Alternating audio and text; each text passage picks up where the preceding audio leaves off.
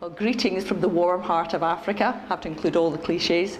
It's very warm today. We're in the National Council for Higher Education offices in Lilongwe, and we're very pleased to be joined by Dr. Golden Msilimba and Dinganie Soko, who will be telling us a bit more about the priorities for the National Council for Higher Education and how Scotland and Malawi can work together in the HE sector.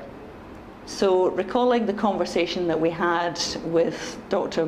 Chitila Muntali last year, we were aware that there was a huge mandate of priorities for the National Council for Higher Education. Could you tell us, please, what have been the key areas of focus of activity for you over the last year? Firstly, we have developed the minimum standards, because we know for sure that for us to assess institutions, to accredit institutions, we needed the minimum standards. But also there must be a framework which will help us to do accreditation of our institutions. But also in terms of assessing institutions, you need to develop tools. So we have developed ODL tool, an assessment tool for online programs. We have also developed a tool for face-to-face mode. But also we have done registration of about 6 institutions, new institutions. And also we have done auditing of 2 institutions. Those were regarded as problem areas. Additionally, we thought we need to have a bearing direction where we need to move to. So we focus also on developing our strategic plan. So our council has just approved the strategic plan, which will give us direction in the next 5 years.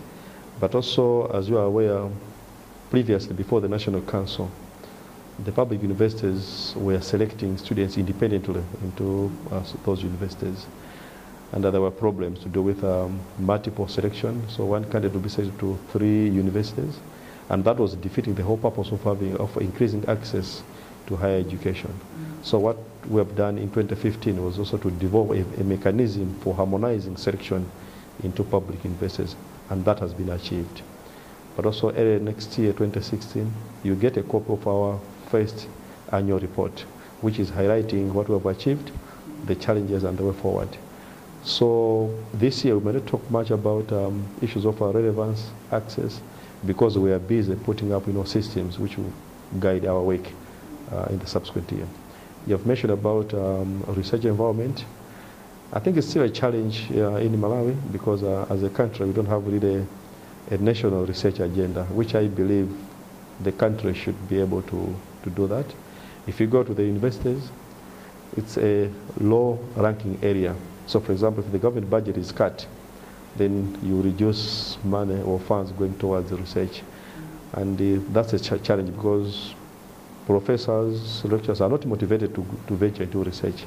So it has been mostly donor-driven. So somebody comes in, can we do this research?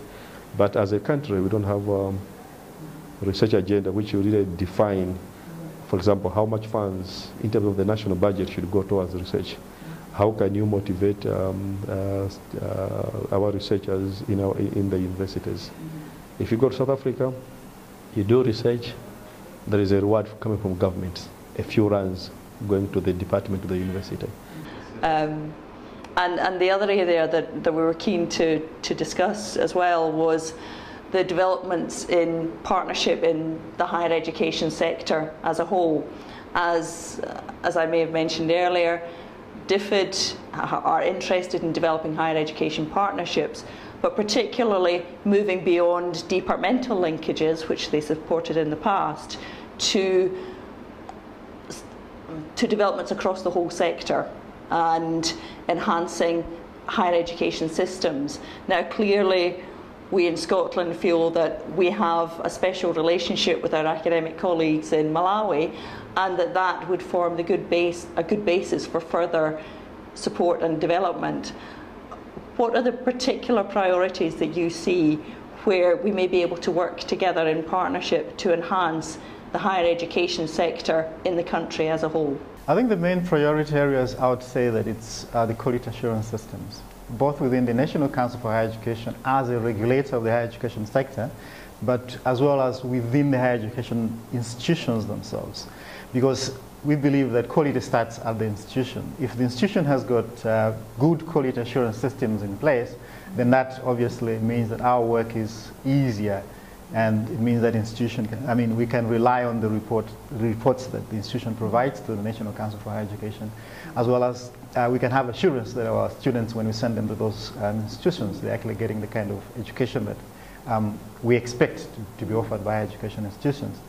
And secondly, I would think it's the development of the national qualifications framework. We're living in a global village these days, so for us to be able to know at what level a particular qualification from a different country is at, we have to have a national qualifications framework in the country. And we need the expertise, all the expertise that we can get in terms of helping us put that up. The other area would be in terms of capacity development, technical assistance within capacity development, not just within NCHE, but the higher education sector across the board, both the public institutions as well as the private institutions. Now, when we look at technical expertise, the Council is starting accreditation of higher education institutions this coming year, starting from January or February.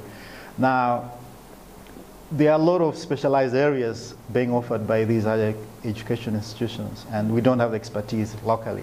So we can use external expertise in terms of helping us to look at the curricula, to look at the equipment that is available and all that. So those are the main priority areas. But we also have provisions within our constituting legislation that we cannot put into operation until we develop regulations to support the Act of Parliament. Now, we also need support in that area in terms of bringing in the expertise from our legal people and others that have maybe some expertise in specific areas of our legislation to support us in terms of developing the regulations. And then another area that I think would be important to us would be